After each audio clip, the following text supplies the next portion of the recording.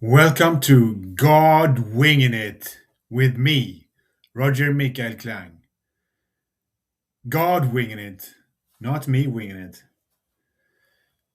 A friend of mine wrote this on Facebook. One thing I don't understand. If more billionaires are so important and good for contributing to increased prosperity for everyone, why has Sweden become more unequal rather than more equal since the 1980s? And why have the poor people in the US become even poorer today than 45 years ago? Good question, I answered.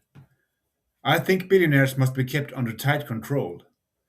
Not like between Putin and his oligarchs, but you shouldn't be allowed to make money just any way you want.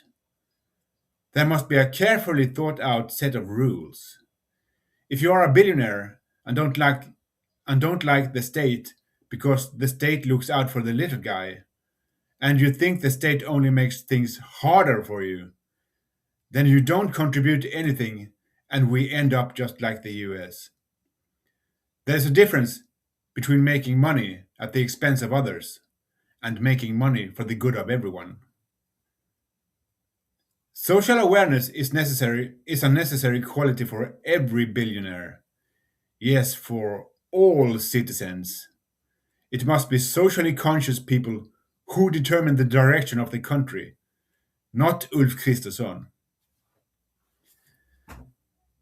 As my African friend from Nigeria says, when the people control the money, we have a useful tool. When the money controls the people, we get corruption and war. And Prime Minister Ulf Kristersson is commenting on Aftonbladet's investigation into his involvement in deciding on more funding for Tech for Sweden, a foundation where his sister in law sits in the board, something that has been criticized. Ole Lundin, professor of administrative laws at Uppsala University, tells the newspaper that Ulf Kristersson should have left the room when decisions were made. Otherwise, it looks like it is a conflict of interest. Ulf Kristersson rejects the criticism. I have no check on her activities, he says. But the government grant for Tech for Sweden doubled since his sister in law joined the board. Huh? What do you know? The bourgeois Ulf Kristersson apparently is all about government grants. Well, at least if it is his family and relatives that receives it, that is. The Americans used to limit civilian GPS accuracy for military reasons. I distinctly remember, way before the European Galileo system was in use, that GPS systems here in Sweden were very accurate, like within a few meters. But suddenly, there was a sharp drop in accuracy that still exists to this day. Suddenly, it could often appear as if you were driving on a different parallel road. Fun fact: the latest versions can pinpoint a GPS position within centimeters or in millimeter level. That is how archaeologists geolocate findings in the ground. I've seen it. I've seen the tags at excavation sites. But it is only the European, more modern Galileo system that can do that. But if you search for GPS and geotagging and Galileo, the answer you will get is within a meter. So, shh, it's kind of secret. I have no idea why. Indian Prime Minister Narendra Modi was in Gothenburg on Sunday, the 17th of May, for a meeting with senior European business leaders, EU Commission President Ursula von der Leyen, and Prime Minister Ulf Kristersson. The visit comes shortly after the EU and India agreed on a free trade agreement. While both parties want to strengthen cooperation on trade, technology, climate, and security. Sweden is seen as an innovation hotspot by India, says South Asia correspondent Naila Salim. It looks like Narendra Modi is actually a social democrat. What do you think? He wants what is best for his people. He's got social responsibility. But don't point me out to, but don't point it out to me. I'm not a social democrat myself. But I'm certainly not blue or brown. I have no political party affiliation myself. But if I had been an American, I would have been a Democrat. The Kremlin is said to have developed a plan to sell a possible end to the war in Ukraine as a Russian victory, even though Russia's original goal with the war has not been achieved. According to the document, a future end to the war is to be described as primarily a victory over the collective West rather than over Ukraine. They're going to say that the goal was never to take Kiev. Never to take Kiev. Yeah, sure. That's why they started this war with a massive ground attack on specifically Kiev in the first place. I'd say that there is no collective West.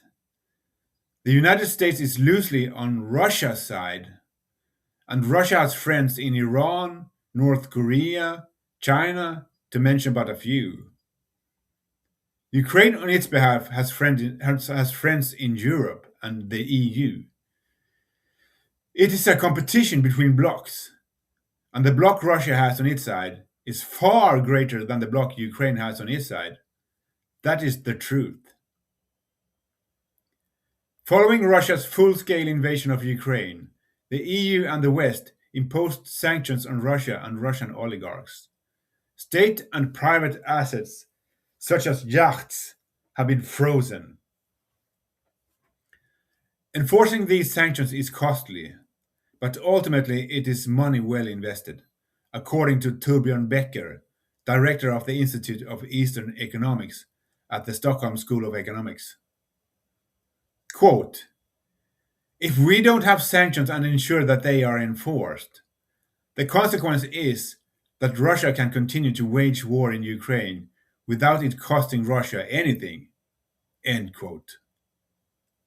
So, there you have it.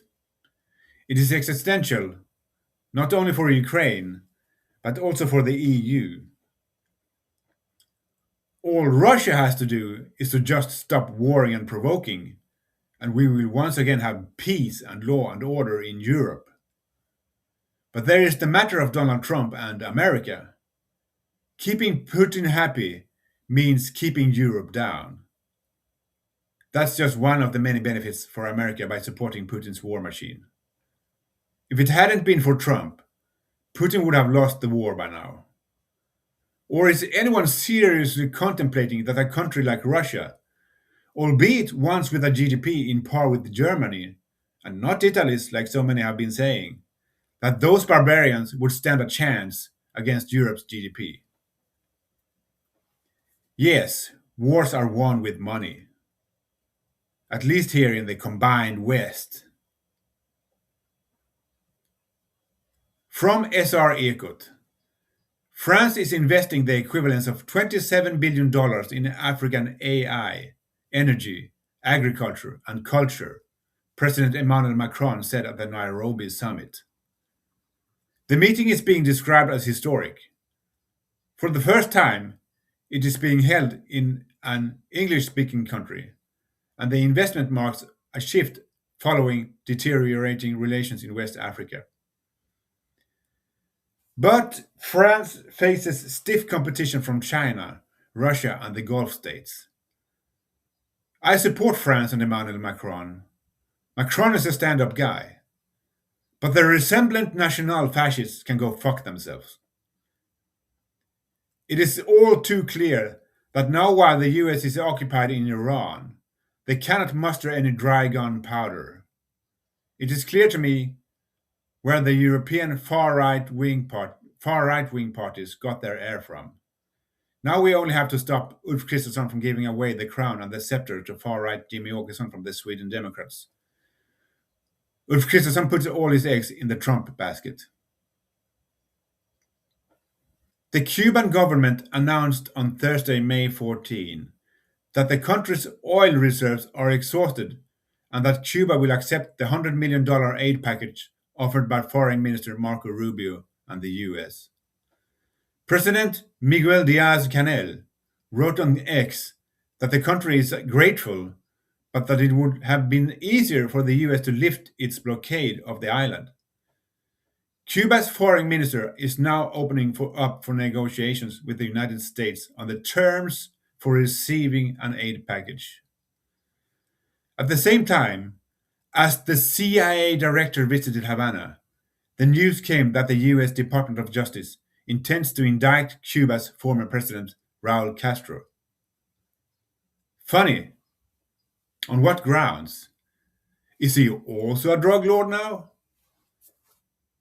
Maybe the US administration should occupy themselves with the United States war crimes in Iran, killing school children in schools on a bunch of occasions, at least according to the New York Times.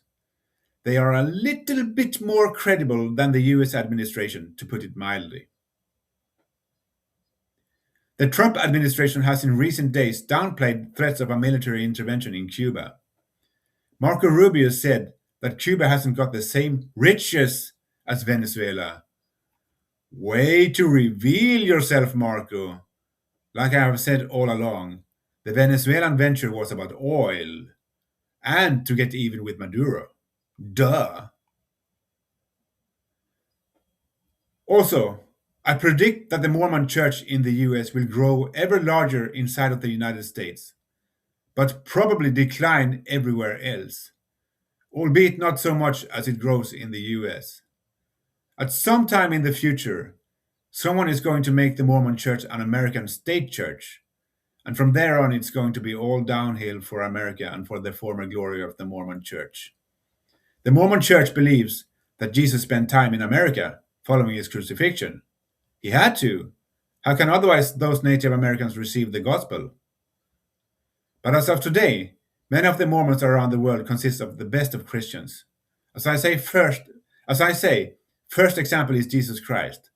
Then comes no one. Then comes no one. Then comes the Mormons. Then comes no one. Then comes the rest of the Christians. They really are that good of a people. Let's see if they can slow down the decay of the US. That's my 2 cents for today. Roger and out.